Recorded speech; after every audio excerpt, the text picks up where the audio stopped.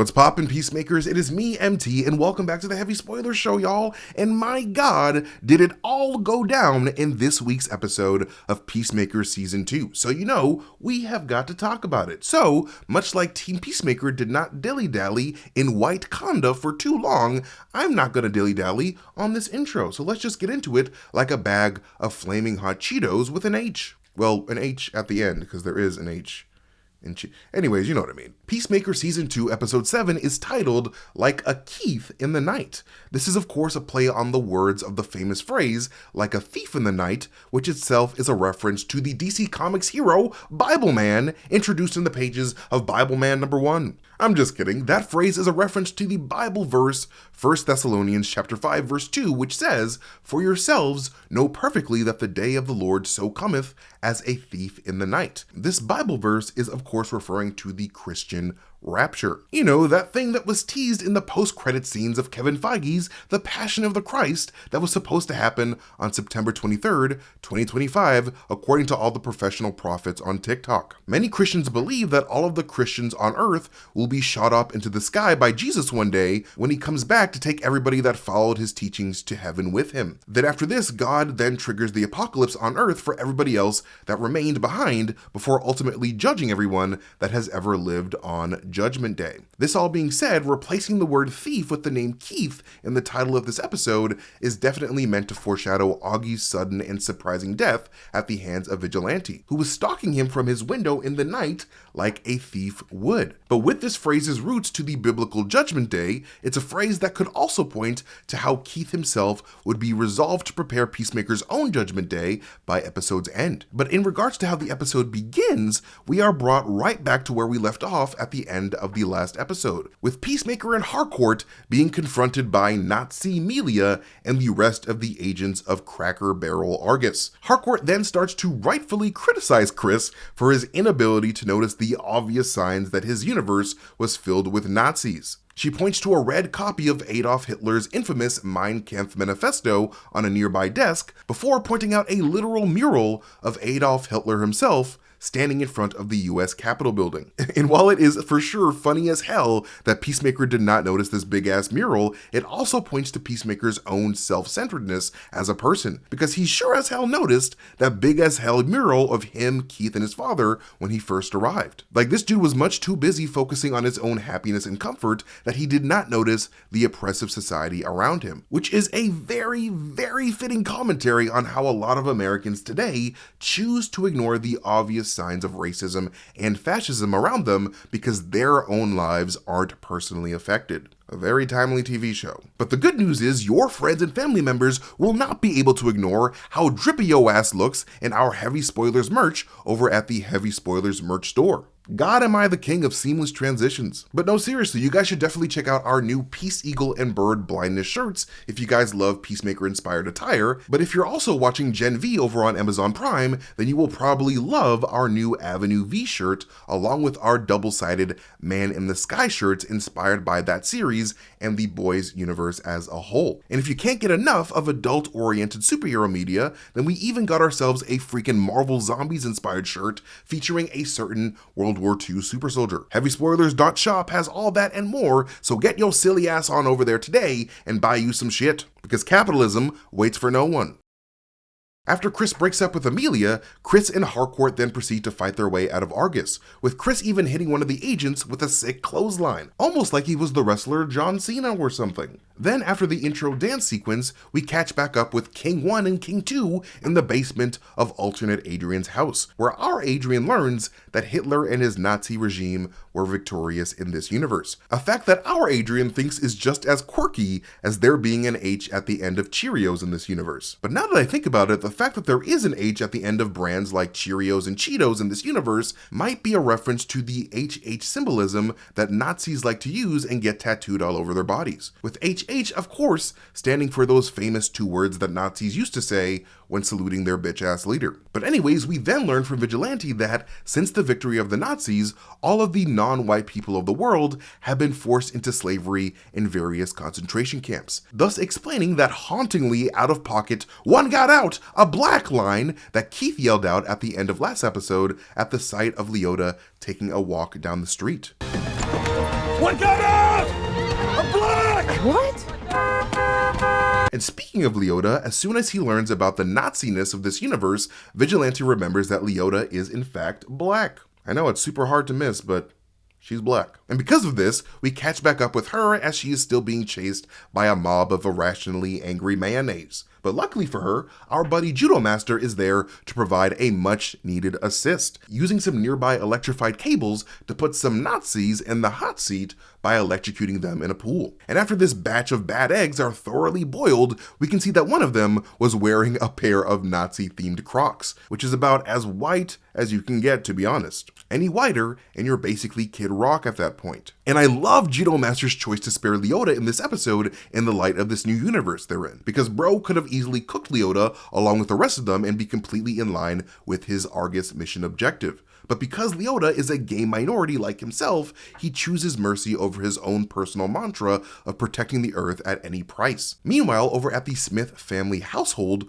Roy from the office returns home to find John Economos tied up to a chair after having revealed that he and Peacemaker came from another universe from the quantum unfolding storage chamber. John tries his best to lie and attempt to backtrack what he said to Augie, but Augie is able to see right through those lies, implying that Augie has a history of interrogating prisoners and getting the truth out of them over the course of his career as the Blue Dragon.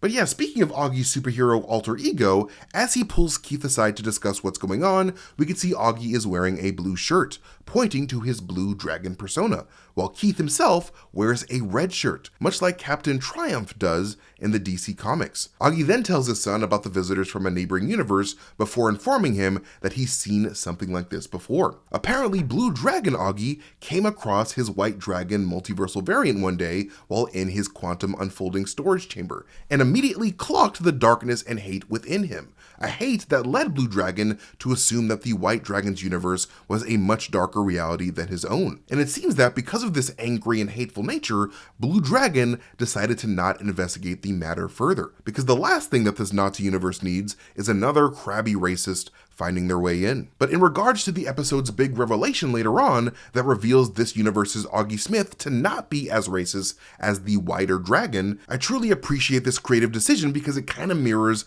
Peacemaker's situation a little bit. Because this season, Peacemaker has expressed feeling like the Cosmos made a huge mistake by placing him in the wrong universe, leading him to come to this new one. So it's kind of fun to see this alternate universe woke father Augie also being born into a universe that he didn't necessarily feel was right for him. But much like our Peacemaker tried his best to be accepted by the people and heroes of his universe, Blue Dragon would actually succeed in making the best out of his shitty situation and do the same by becoming a beloved societal savior as part of the top trio. But anyways, at this revelation of his brother's murder, Keith begins seething before realizing that the Harcourt that he was with earlier was also one of these illegal interdimensional aliens that crossed the border into his reality. The biggest clue that tipped Keith off was the fact that Harcourt was wearing pants, something that he has not seen his Amelia do in the 10 years that he's known her. Keith knowing Amelia Harcourt for 10 years kind of makes sense, considering how the events of the 2016 Suicide Squad film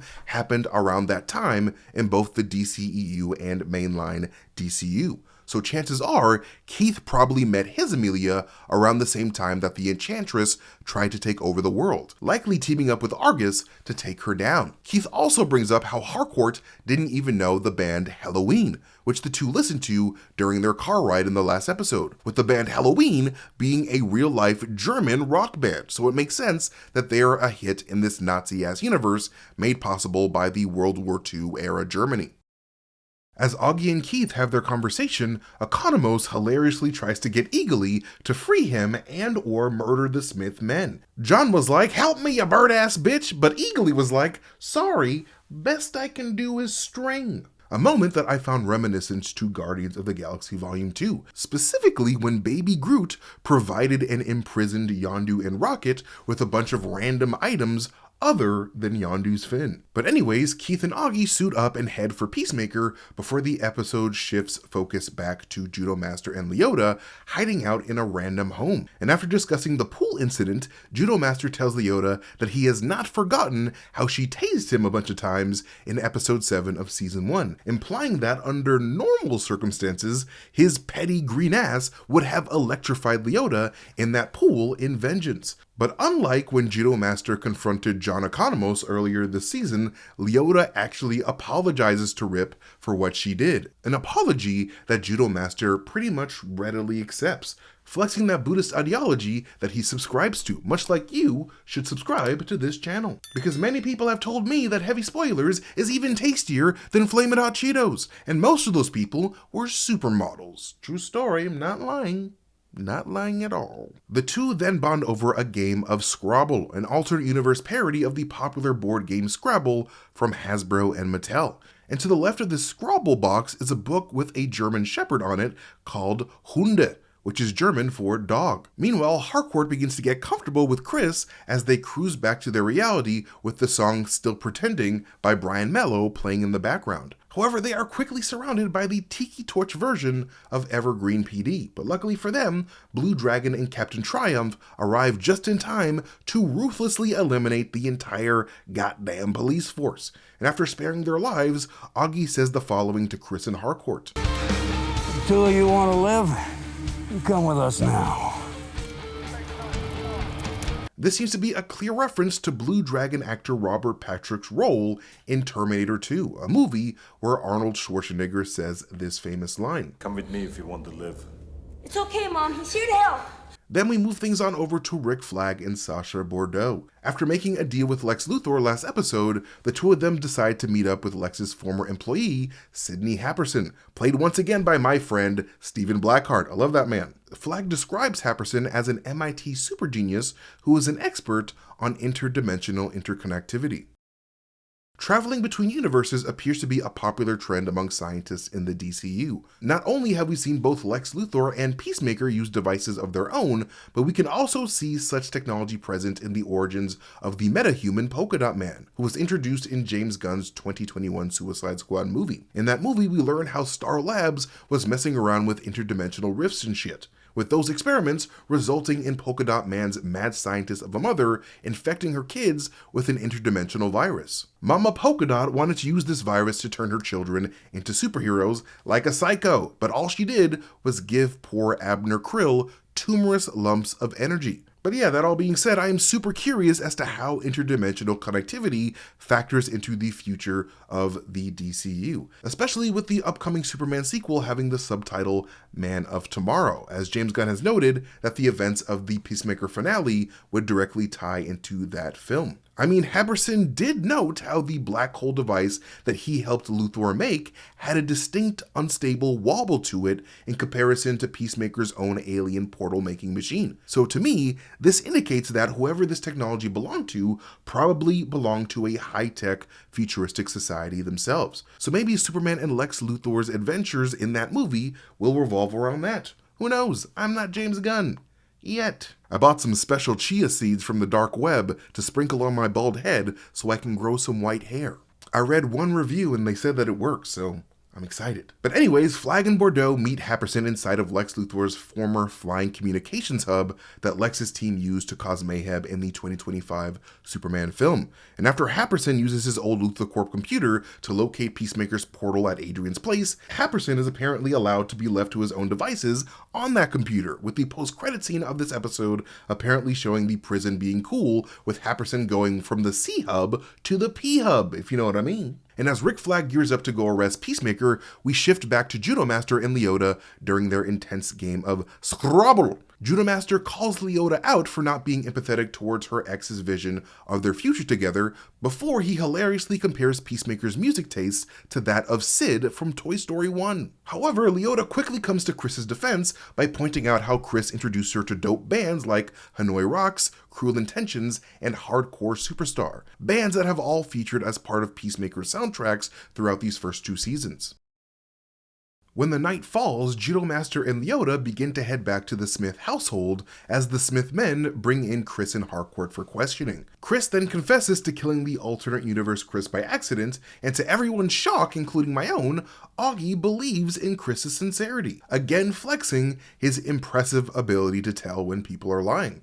Augie seems to have a really sharp eye for seeing micro expressions in people's faces, as we can see when he immediately spots Harcourt eyeing the bloody knife on the countertop when they first arrive. Keith, on the other hand, is not having any of this kumbaya apology bullshit and insists on obliterating this Peacemaker where he sits. However, their interrogation would be interrupted by the local Evergreen Police Department, including a familiar face from Season 1 in the form of Detective Larry Fitzgibbon, played by Lachlan Monroe. The Fitzgibbon from Peacemaker's universe died after having his brain and body taken over by an alien as part of the Butterflies' invasion of Earth. But here in this universe, the man is just fine, appearing in front of the Smith family door, very noticeably without his partner, Detective Sophie Song, played by actress Annie Chang. Now, I don't mean to flex my breakdown skills here, but I don't know if you guys noticed, but Detective Song,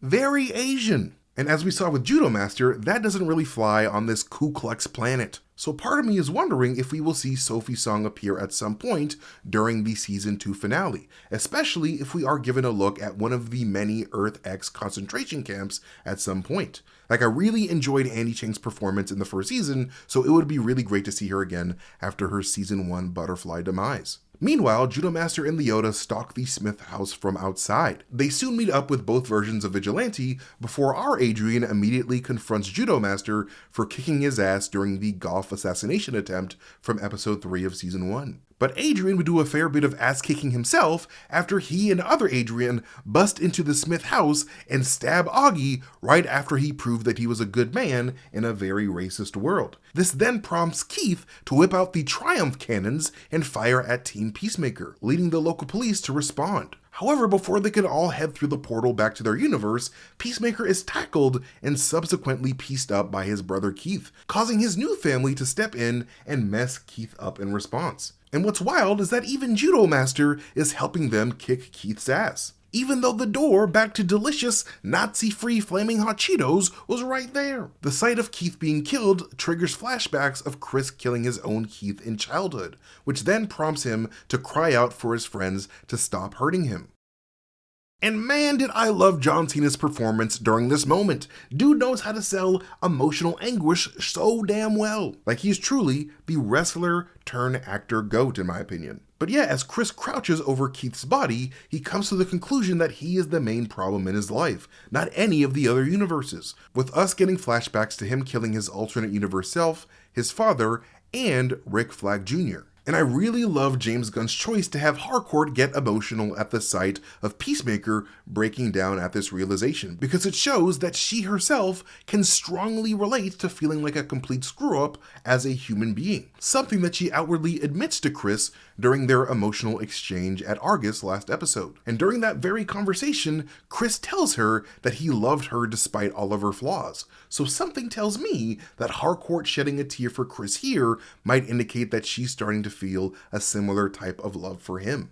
But anyways, Chris's grieving is cut short as his friends lead him through the portal. However, before Harcourt could finish Keith off and prevent him from seeking revenge, the cops come in and start shooting, leading Vigilante to kick the door closed behind them. Now, even though there's no real indication of it in this episode, part of me is wondering if both Adrians agreed to switch places at some point before they came to the Smith house. I mean, a universe full of Nazis sounds like a really fun challenge that our Adrian might want to tackle. And we did see how much Adrian loves going around spotting the differences between universes. So him staying behind to fight Nazis alongside the Sons of Liberty seems like something I can see him doing. And I could also see our Adrian having compassion for his alternate universe self, because God knows a lifetime of living under a Nazi regime takes its toll. So maybe they both agreed to pull a switcheroo so that the other Adrian can live the rest of his life in a world full of diversity. Like, I kind of do want this to happen because, like, I want Peacemaker to feel the loss of losing his Adrian forever, because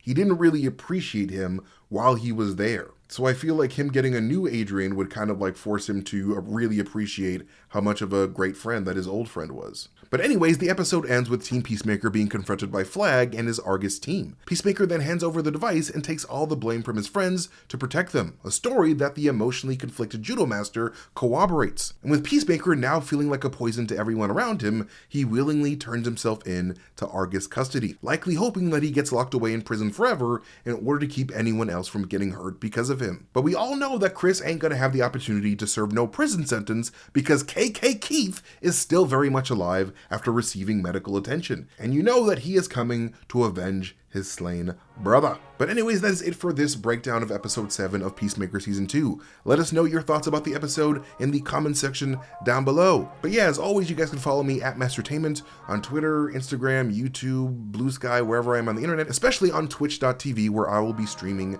video games very soon. So I would love to have you in the chat. But most importantly, follow Heavy Spoilers here on YouTube by hitting that subscribe button and maybe even hitting that like button if you guys enjoyed the video. But like always, I've been MT, you guys have been amazing. I'll catch you guys later.